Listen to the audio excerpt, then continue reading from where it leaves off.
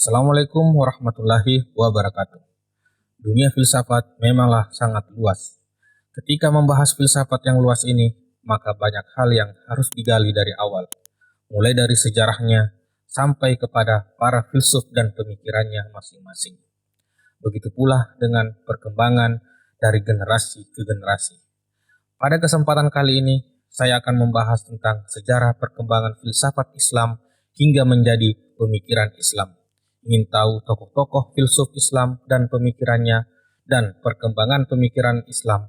Simak terus video ini hingga selesai. 28 Januari 1800 Aladin Muhammad saat kerajaan Aceh sedang dalam perjuangannya menghadapi Indonesia yang melakukan Belanda. Tetapi kerajaan Aceh tak pernah menyerahkan kedaulatan beliau sejak Belanda mengeluarkan maklumat perang terhadap Aceh pada tahun 1800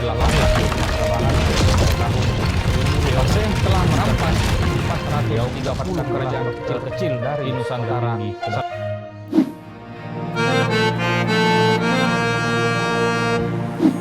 Filsafat Islam merupakan gabungan dari dua kata, yaitu filsafat dan Islam. Jadi, filsafat Islam, Islamic philosophy, pada hakikatnya adalah filsafat yang bercorak Islam. Islam menempati posisi sebagai sifat, corak, dan karakter dari filsafat. Filsafat Islam bukanlah filsafat tentang Islam, bukan the philosophy of Islam. Filsafat Islam artinya berpikir dengan bebas dan radikal, namun tetap berada pada makna yang mempunyai sifat, corak, serta karakter yang menyelamatkan dan memberi kedamaian hati. Dalam sejarah pertemuan Islam dengan filsafat terjadi pada abad ke-8 Masehi atau abad ke-2 Hijriah. Pada saat Islam berhasil mengembangkan sayapnya dan menjangkau daerah-daerah baru. Dalam abad pertengahan, filsafat dikuasai oleh umat Islam.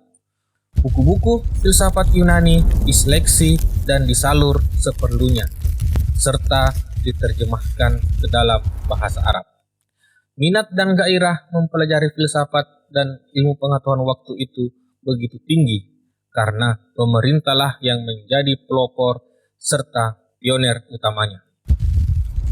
Dua imperium besar pada masa itu, yakni Abbasiyah dengan ibu kota Baghdad di timur, dan Umayyah dengan ibu kotanya di Cordova di barat, menjadi pusat peradaban dunia yang menghasilkan banyak orang-orang bergelut dalam dunia kefilsafatan.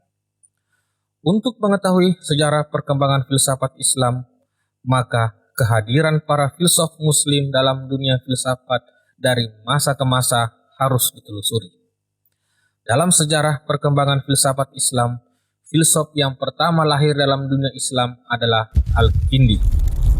Ide-ide Al-Kindi dalam filsafatnya, misalnya filsafat dan agama, tidak mungkin ada pertentangan. Cabang termulia dari filsafat adalah ilmu tauhid atau teologi. Filsafat membahas kebenaran atau hakikat. Kalau ada hakikat-hakikat, mesti ada hakikat pertama, yakni Tuhan. Ia juga membicarakan tentang jiwa dan akal. Filsuf besar kedua dalam sejarah perkembangan Islam ialah Al-Farabi. Ia banyak menulis buku-buku tentang logika, etika, ilmu jiwa, dan sebagainya.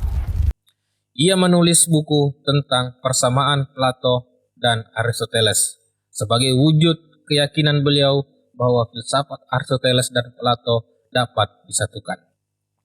Filsafat yang terkenal adalah filsafat emanasi. Selanjutnya, filsafat setelah Al-Farabi adalah Ibnu Sina. Namun, Ibnu Sina terkenal akibat dua karangan beliau, yakni Al-Qunun fi Al-Tib, yang merupakan sebuah ensiklopedia tentang ilmu kedokteran yang telah diterjemahkan ke dalam bahasa Latin pada abad ke-12 Masehi dan menjadi buku pegangan di universitas-universitas Eropa, dan Syifa Al-Qunun yang merupakan ensiklopedia tentang filsafat Aristoteles dan ilmu pengetahuan di dunia barat. Beliau dikenal dengan Avicenna, bahasa Spanyol, dan popularitasnya di dunia barat sebagai dokter melampaui popularitasnya sebagai filsuf, sehingga ia diberi gelar dengan The Prize of the Physician. Di dunia Islam sendiri, ia diberi gelar Al-Sheikh Al-Rais atau pemimpin utama dari filsuf-filsuf. Filsuf selanjutnya adalah Ibnu Miskawih. Beliau lebih dikenal dengan filsafat akhlaknya yang tertuang dalam bukunya Tahzib al-Akhlaq. Menurutnya, akhlak adalah sikap mental atau jiwa yang menimbulkan perbuatan-perbuatan tanpa pemikiran yang dibawa sejak lahir. Kemudian ia berpendapat bahwa jiwa tidak terbentuk jasmani dan mempunyai bentuk sendiri. Jiwa memiliki 3 daya yang pembagiannya sama dengan pembagian Al-Kindi. Kesempurnaan yang dicari oleh manusia ialah kebajikan dalam bentuk ilmu pengetahuan dan tidak tunduk pada hawa nafsu serta keberanian dan keadilan. Filsuf berikutnya adalah Al-Ghazali. Selain filsuf, Al-Ghazali juga termasuk sufi. Jalan yang ditempuh Al-Ghazali di akhir masa hidupnya meninggalkan perasaan syak yang sebelumnya mengganggu jiwanya. Keyakinan yang hilang dahulu ia peroleh kembali. Berdasar dari uraian-uraian terdahulu, maka dapat dipahami bahwa perkembangan filsafat Islam pada mulanya terwariskan dari keterangan filsuf Yunani, kemudian diterjemahkan ke dalam bahasa Latin, dan berpengaruh bagi ahli-ahli fikir Eropa sehingga ia diberi gelar penafsir atau komentator, yaitu penafsir filsafat Aristoteles. Perkembangan filsafat Islam hidup dan memainkan peran signifikan dalam kehidupan intelektual dunia Islam. Jamal ad-Din al-Faqih, seorang murid mazhab Mulosodra saat di Persia, menghidupkan kembali kajian filsafat Islam di Mesir. Di Mesir, sebagian tokoh agama dan intelektual terkemuka seperti Abdul al-Halim Mahmud, Syekh al-Azhar almarhum menjadi pengikutnya. Filsafat Islam di Persia juga terus berkembang dan memainkan peran yang sangat penting meskipun terdapat pertentangan dari kelompok ulama Syiah. Tetapi patut dicatat bahwa Ayatullah Khomeini juga mempelajari dan mengajarkan al-hikmah filsafat Islam berpuluh-puluh tahun di Qum sebelum memasuki arena politik, dan juga Murtada Mutahhari, pemimpin pertama Dewan Revolusi Islam setelah Revolusi Iran 1979, adalah orang filsuf terkemuka. Demikian pula di Irak, Muhammad Baqir al-Sadr, pemimpin politik dan agama yang terkenal, adalah juga pakar filsafat Islam.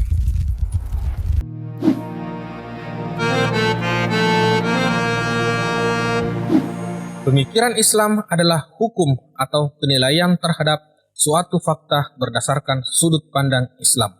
Pemikiran Islam mempunyai beberapa ciri khas, antara lain bersifat komprehensif, luas, praktis, dan manusiawi. Yang pertama, bersifat komprehensif. Pemikiran Islam mengatur semua aspek kehidupan manusia seperti politik, sosial kemasyarakatan, perekonomian, kebudayaan, dan akhlak.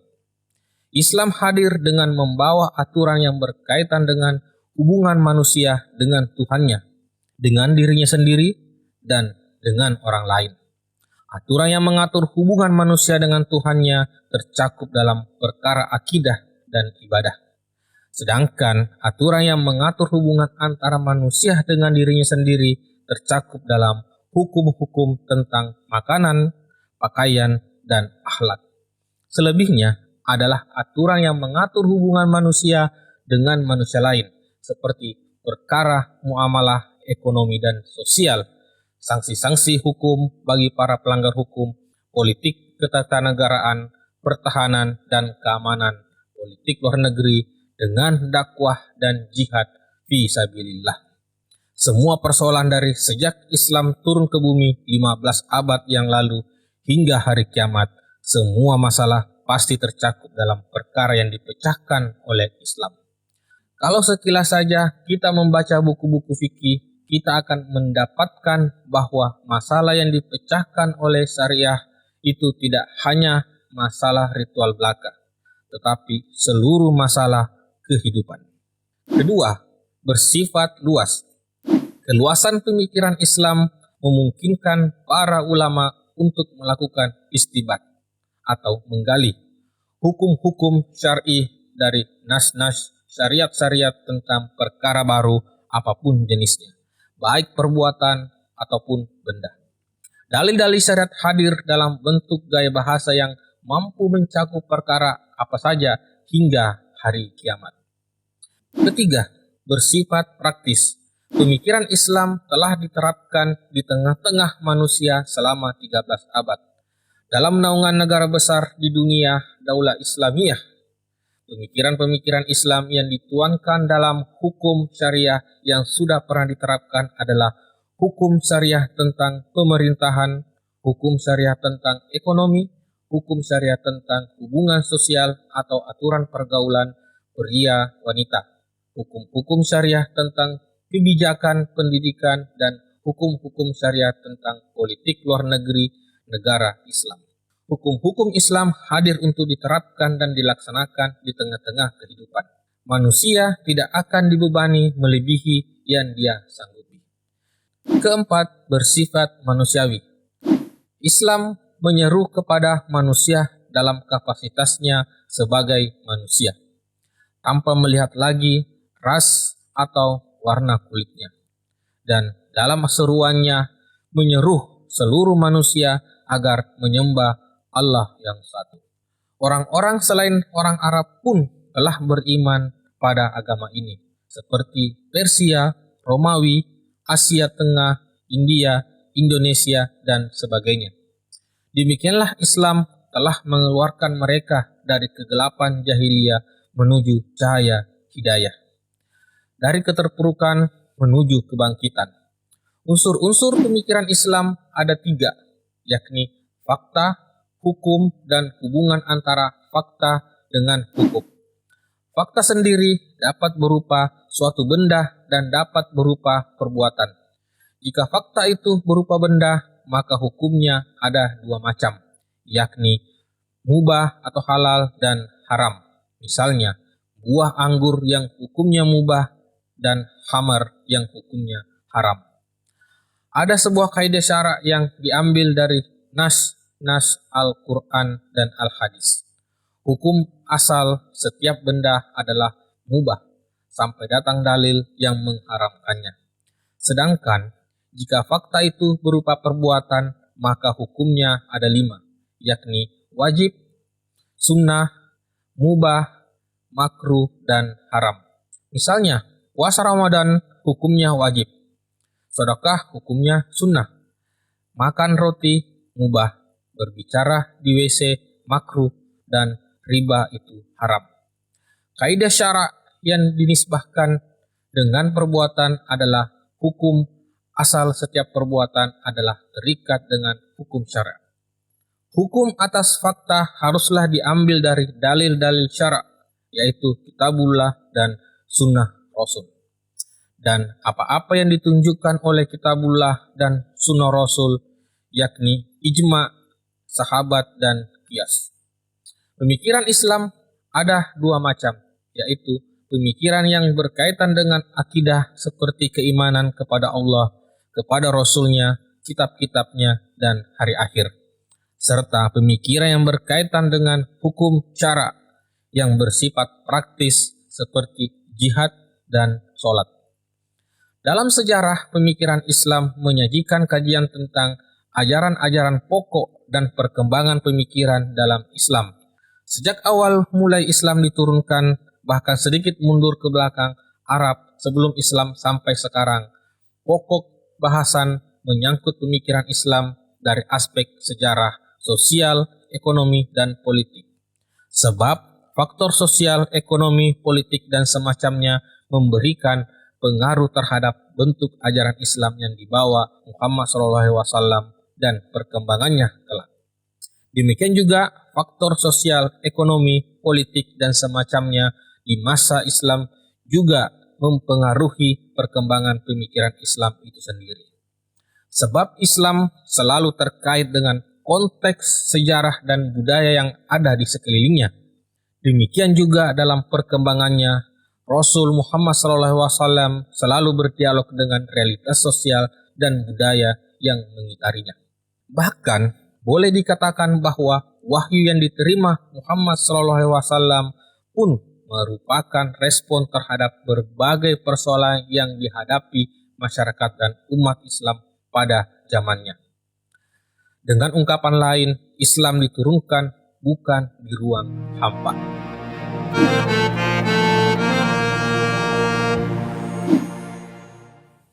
Filsafat Islam merupakan filsafat yang seluruh cendekianya adalah Muslim. Ada sejumlah perbedaan besar antara filsafat Islam dengan filsafat lain.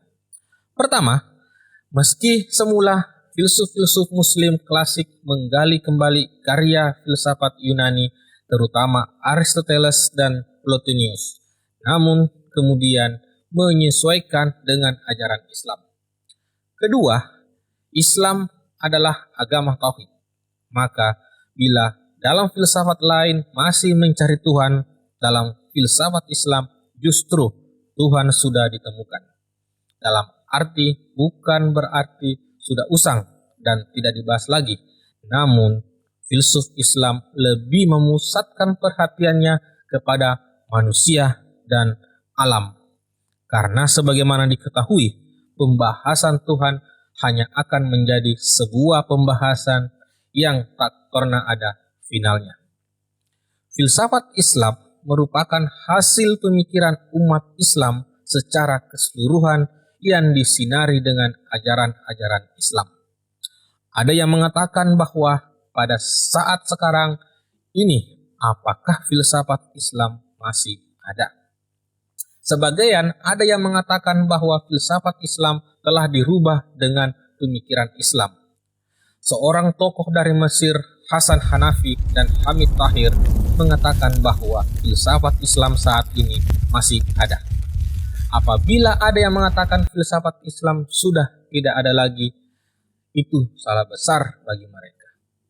Banyak ilmu-ilmu yang berkembang seperti ilmu kalam, tasawuf, usul fikih sebenarnya sebagian dari filsafat Islam karena menggunakan metode-metode filsafat. Salah seorang dosen Kairo, Jamal Marzuki, mengatakan bahwa filsafat Islam saat itu tidak lagi ada, tetapi telah berubah menjadi pemikiran Islam. Perbedaan antara filsuf dan mufakir terletak pola kerja. Pola kerja filsuf bersifat global, sedangkan pola kerja mufakir parsial. Para filsuf mengemukakan pandangan umum tentang manusia, alam semesta, dan Tuhan. Al-Kindi membahas tentang akal dengan segala fungsinya. Al-Farabi dan Ibnu Sina mengangkat teori emanasi dan jiwa. Selain itu, pola kerja filsuf berbentuk sistem, yaitu menggambarkan komponen-komponen setiap objek kajiannya.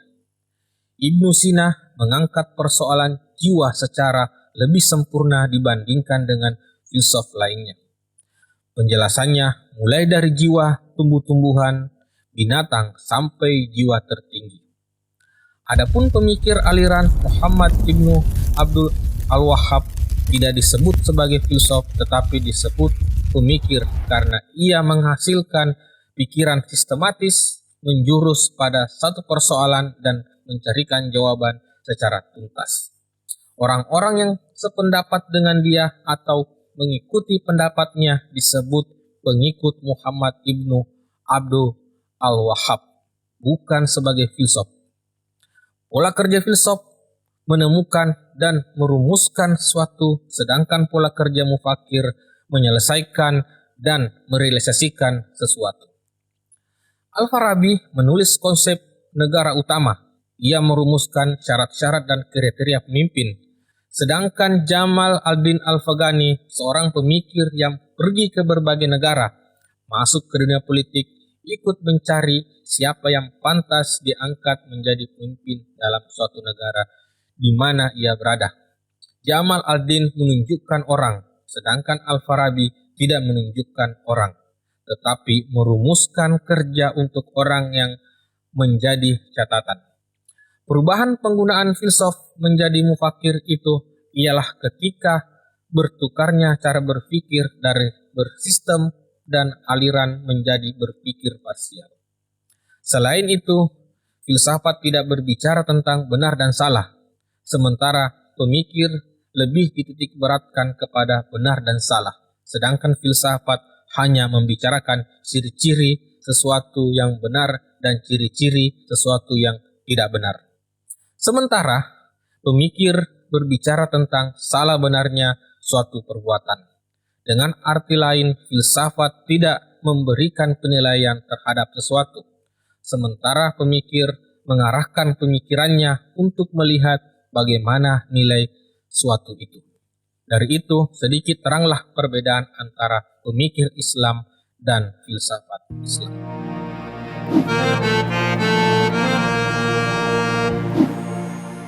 Filsafat Islam merupakan hasil dari pemikiran Islam.